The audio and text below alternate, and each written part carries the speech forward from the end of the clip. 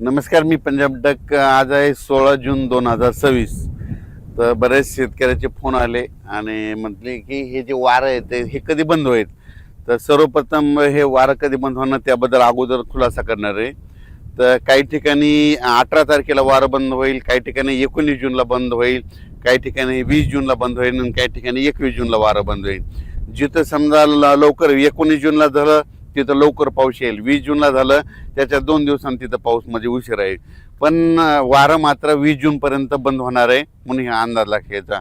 20 जूनच्या नंतर टेम्परेचर देखील उष्णतेची लाट देखील कमी होणार आहे म्हणून हे अंदाज लागायचा.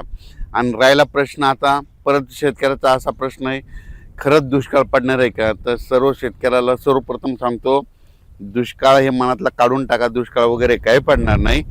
जूनच्या शेवटच्या आठवड्यात मात्र शेतकऱ्याच्या पेरण्या होणार आहे एवढं मी सांगू इच्छितो. काही जणांच्या जूनच्या शेवटच्या आठवड्यात होईल आणि त्याच्यातून जर काही शेतकरी उरले तर 10 जुलै ते 15 जुलैमध्ये पेरण्या होतील. पण शेतकऱ्याच्या पेरण्या होणार एवढं निश्चित आहे, कारण की जूनच्या शेवटच्या आठवड्यात चांगला राज्यात पाऊस येणार आहे. ते पाऊस काय होणार आहे, विदर्भाकडून येणार आहे. काय असते माहिती आहे का, तुम्हाला सांगू इच्छितो की मान्सून केरळमधून दाखल झाल्याच्या नंतर पुढे सरकारच्या नंतर महाराष्ट्रात दाखल झाला आणि त्याच्यानंतर स्थिरावला आणि असं उभं वारं सुटलं की काय होतं, मग पाऊस काय होतं, मग पूर्वेकडूनच पाऊस येत आहे. मग परत काय होतं, ते इकडून पाऊस येत नाही, मग पूर्वेकडून पावसाला सुरुवात होती. मग पूर्वेकडून म्हणजे कोणता येत आहे, विदर्भ इकडून तेलंगणाकडून, मग तिकडून पाऊस येणार आणि महाराष्ट्रातल्या परत शेतकऱ्याच्या पेरण्या लागणार म्हणून हे अंदाज लक्षात. पण दुष्काळ वगैरे काही पडणार नाही.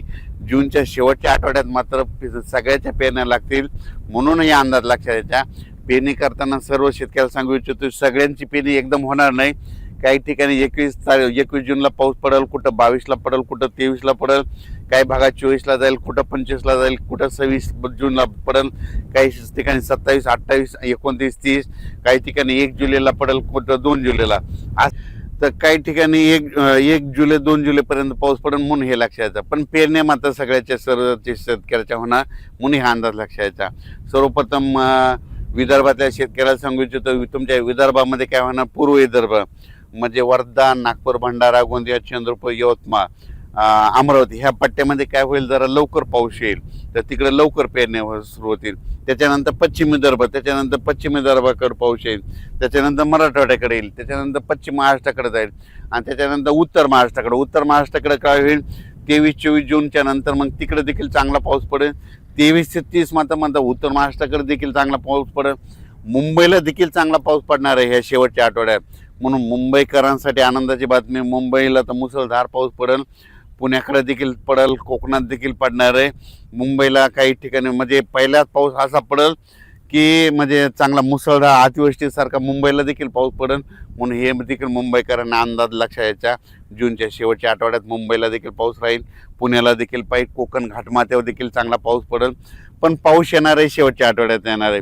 सर्वप्रथम मी पहिल्यापासूनच काय म्हणलो होतो की निसर्गाकडे झाडाकडे कोणी लक्ष देत नाही. तुम्हाला सांगतो, वाढत्या तापमानामुळे काय झालं, निसर्ग 22 दिवस पुढे सरकला, उन्हाळा 22 दिवस पुढे सरकला, पावसाळा 22 दिवस पुढे सरकला आणि हिवाळा 22 दिवस पुढे सरकला.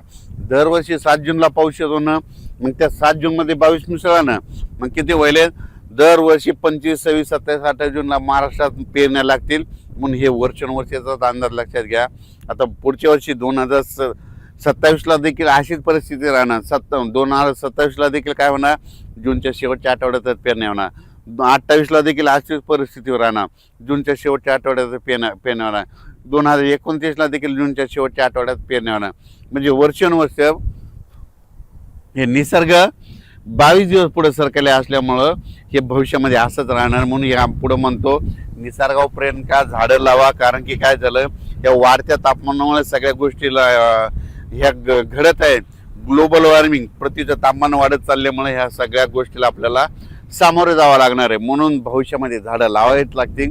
झाडं लावा आणि पृथ्वीचं तापमान कमी करा. शेतकऱ्याला परत सांगतो की शेतकऱ्यांना घाबरू नका. हे तुम्ही जर मोबाईल उघडलं की तुम्हाला ते एल-निनो नाव दिसेल. तुम्हाला सांगतो, आता तुम्ही वाटल्यास ना ते पेरू देशाचं तिथलं समुद्राचं तापमान करा, तिथून खाल्ल्या भागातलं तापमान करा.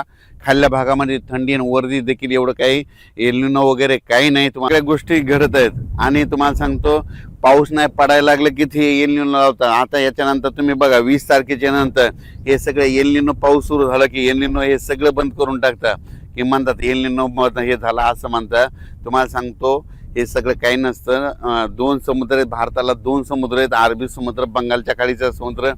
अरबी समुद्रातला जरी पाऊस नाही आला तर बंगालच्या खाडीचा पाऊस येतो, आपल्या भारताला पाऊस पडतो. म्हणून म्हणतो पाऊस येणार आहे निश्चित, पेरण्या होणार आहे. यावर्षी सरासरी इतका पाऊस पडणार आहे, परतीचा पाऊस धुमाकूळ घालणार आहे. म्हणून हा अंदाज सर्व शेतकऱ्यांनी लक्षात घ्यायचा.